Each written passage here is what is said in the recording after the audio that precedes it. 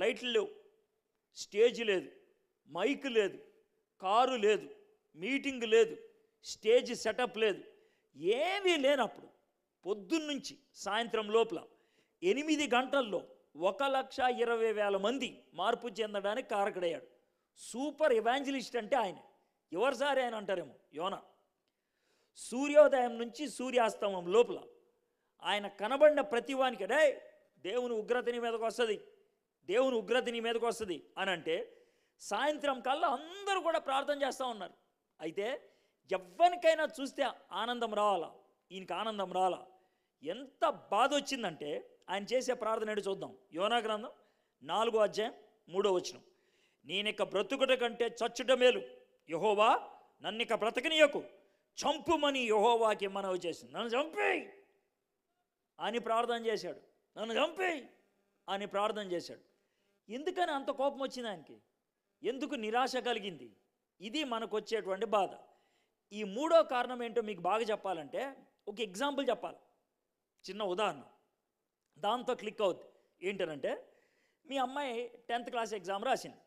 అందరూ చెప్పారు రిజల్ట్ వచ్చింది, ఈరోజు రిజల్ట్ వచ్చింది అని చెప్పారు. ఇక మనకి టెన్షన్ వస్తుంది, మన అమ్మాయి ఏమవుతుంది రిజల్ట్ అని.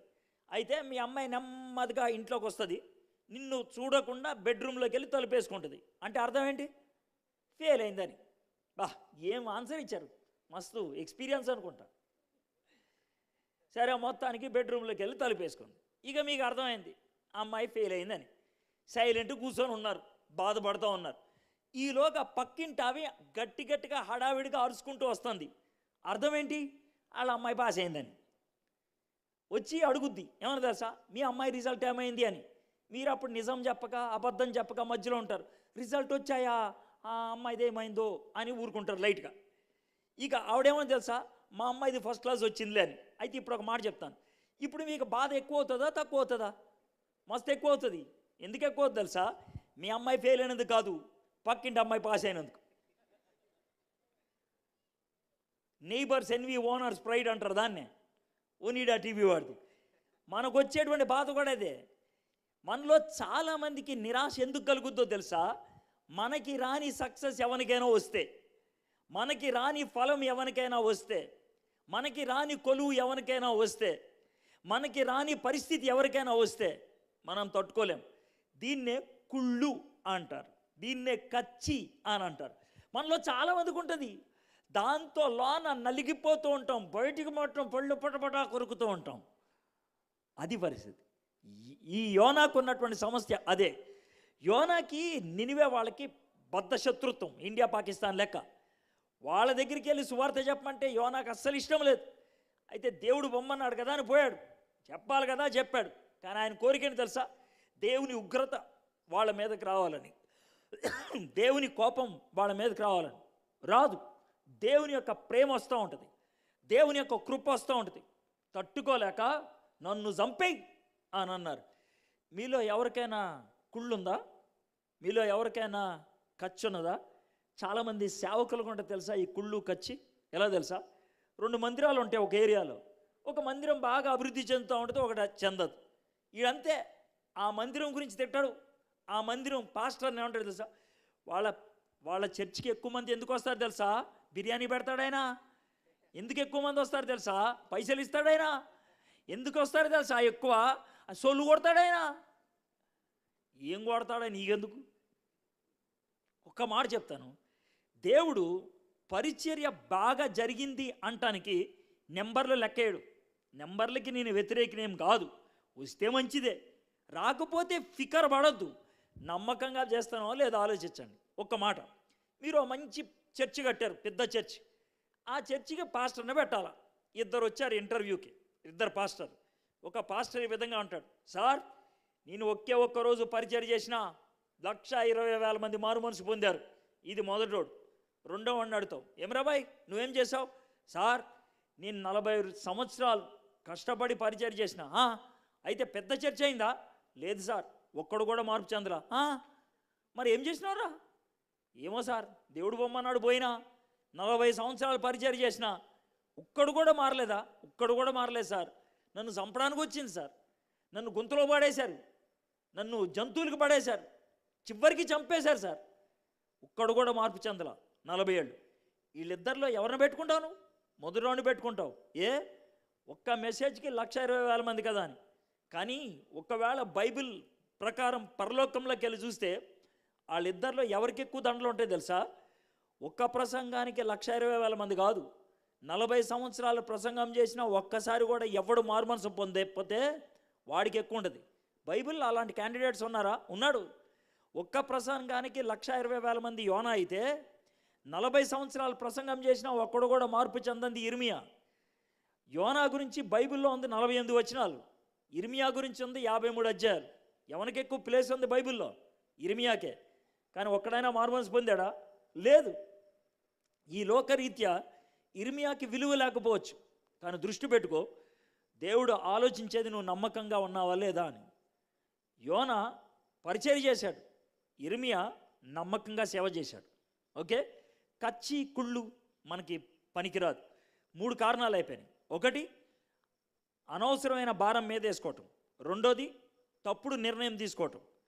మూడోది, ఇతరుల యొక్క అభివృద్ధిని ఓర్వలేకపోవటం. 4వ వ్యక్తి, ఈయన కొత్త నిబంధనలో ఉంటాడు. కొత్త నిబంధనలో సగం పుస్తకాలు ఈయనే రాశాడు. ఖతర్నాక్ మనిషి. 3 ఖండాల్లో కాళ్ళ మీద నడిచి పరిచర్య చేసినటువంటి వాడు. 28 దేశాలకి ప్రస్తుత ప్రపంచ పటం ప్రకారం కాలినడక మీద తిరిగి ప్రసంగాలు చేసినటువంటి అమోఘమైనటువంటి వ్యక్తి పౌలు. యేసు ప్రభు తర్వాత బైబిల్లో కొత్త నిబంధనలో నిక్కచ్చిగా జీవించిన వాడు ఎవడైనా ఉన్నాడంటే పౌలే. అమోఘమైన వ్యక్తి. అయితే ఈయన కూడా ఒకసారి నిరాశకు గురయ్యాడు. ఈయన పడవ మీద పోతున్నాడు, పడవ పగిలిపోయింది, చచ్చిపోదాం అనుకున్నాడు. ఆ టైంలో ఈయన రాసిన మాటలు 2 కొరింథీ 1 అధ్యాయం 8వ వచనం, సహోదరులారా, ఆస్యాలో మాకు తటస్థించిన శ్రమను గురించి మీకు తెలియకుండా మాకు ఇష్టం లేదు. అదేదనగా, మేము బ్రతుకుదమని నమ్మకం లేక ఉండినట్లుగా మా శక్తికి మించిన అత్యధిక భారం వలన కృంగిపోతిమే. దేవుడు వాగ్దానం చేశాడు పౌలుకి. ఏమని తెలుసా? పౌలు, నువ్వు రోమ్ పట్టణం పోతావు, అక్కడున్నటువంటి నాయకులతో నువ్వు మాట్లాడతావు, నువ్వు రోమ్ పట్టణంలో సువార్త చెప్పాలా. దేవుడు వాగ్దానం ఇచ్చాడు. వాగ్దానం ఇచ్చిన దేవుడు వెనకకు పోవడం తెలుసు. ఇది మొదటిది. రెండోది, 1 కొరింథీ 10వ అధ్యాయం 13వ వచనంలో పౌలు భక్తుడు ఒకటి రాశాడు. ఏమన్నా తెలుసా? దేవుడు నమ్మదగినవాడు, మనము సహింపగలిగినంత కంటే ఎక్కువగా శోధింపబడనీయుడు. అంటే అర్థం ఏంటి తెలుసా? మన ఒత్తిడికి మించి దేవుడు ఎప్పుడు కూడా అనుమతించడు. ఈ మైక్ ఓనర్ పాస్టర్ గారు అనుకుందాం, సరే ఇది మీరే ఓనర్ అనుకుందాం. దీన్ని ఇలా కొడితే మీరు ఏమన్నా అనుకుంటారా? ఏమనుకోరు. హలో హలో అంటే ఏమన్నా కోపం వస్తుందా? రాదు. ఇలా అంటే మీరు ఏమన్నారు? దీంతో కొడతానంటే ఒప్పుకుంటారా? చెప్పు సార్. తట్టుకోదు అది. ఈ మైక్ ఓనరు దీంతో కొడతానంటే ఒప్పుకోడంట. అంటే ఇది పగులుతుందని. మన ఓనర్ ఎవరు? దేవుడు. మన ఓనర్ దేవుడు అయినప్పుడు మనం తట్టుకోలేనటువంటి ఒత్తిడి మన మీద పడుతుంటే మన ఓనర్ ఒప్పుకుంటాడా? ఒప్పుకోడు. యోబు దగ్గరికి సాతానుడు ప్రతిసారి వెళ్ళేటప్పుడు ఎక్కడ పోయిండు? పరలోకం పోయి దేవుడి దగ్గర అడిగాడు, ఏం చేయమంటావు? ప్రాపర్టీ దాకా చూసుకో. 2వ లెవెల్ ఫ్యామిలీ దాకా చూసుకో. 3వ లెవెల్ బాడీ దాకా చూసుకో. అంతేగాని ప్రాణం జోలికి పోవద్దు. వాడు మావాడు. ఎంత చక్కగా మాట్లాడి చూడండి, ఎంత ఖతర్నాక్ మాట్లాడు. దేవుడు మన కంట్రోలర్, దేవుడు మన ప్రొటెక్టర్. అట్లా మాట్లాడినటువంటి పౌలే టెన్షన్ పడ్డాడు. నేను చచ్చిపోతానేమో భయపడ్డాడు. మనలో కొన్నిసార్లు పిరికితనాన్ని కలిగిస్తాడు సాతానుడు. మనలో కొన్నిసార్లు డౌట్, అనుమానం క్రియేట్ చేస్తాడు సాతానుడు. అలాంటప్పుడు కృంగిపోతాం. ఇది 4వ కారణం, అనుమానం, భయం. ఈ 2 మనలో కృంగిపోయే పరిస్థితిని తీసుకొస్తుంది.